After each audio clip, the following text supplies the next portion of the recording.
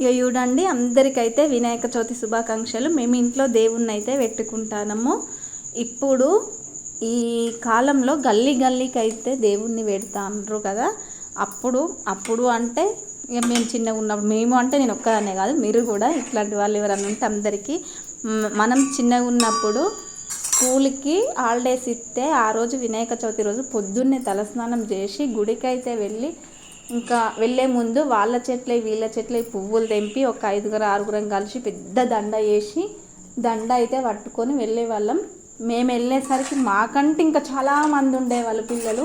అక్కడ గుడి చుట్టూ ఉష్కే అది ఇది ఉంటే అందులో ఏంటిది ఈ ఉష్కెలా కాశీపుల్ల అవుటించుకునుడు, కబడ్డీ అవన్నీ దేవుణ్ణి తెచ్చి ఆడేటోళ్ళము. దేవుణ్ణి తెచ్చినాక ఆ దండాలు వేసి వాళ్ళు ఎవరన్నా దేవుణ్ణి పెట్టిన వాళ్ళు పులిహోర వేసుకొస్తే పెడితే అది తినుకుంటా ఇంటి దాకా అయితే వచ్చేవాళ్ళము.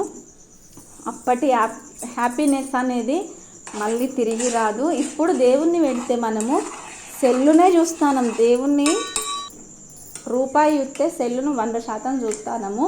సెల్లులోనే లీనమైపోతున్నాం. అది దేవుడి దగ్గర ఎక్కడ కూర్చున్నా కూడా సెల్లులోనే. కానీ అప్పుడు సెల్లులు అవి ఇవి లేవు కదా. దేవుణ్ణి పెట్టినాక 3 రోజులకి సినిమా వేసేటోళ్ళు.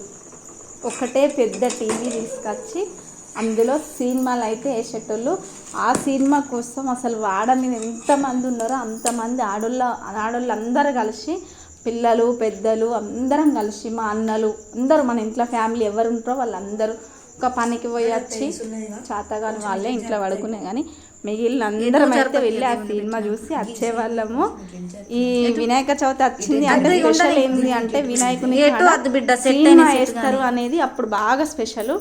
నిజమే కదా ఫ్రెండ్స్. ఇట్లా ఈ వినాయకుని కాడ సినిమాలు వేస్తారు అనేది తెలిసిన వాళ్ళు ఉంటే కామెంట్ చేయండి ఫ్రెండ్స్.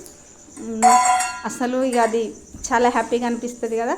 మీకు కూడా అట్లాంటి హ్యాపీనెస్ ఏమన్నా ఉంటే చెప్పండి, ఓకేనా.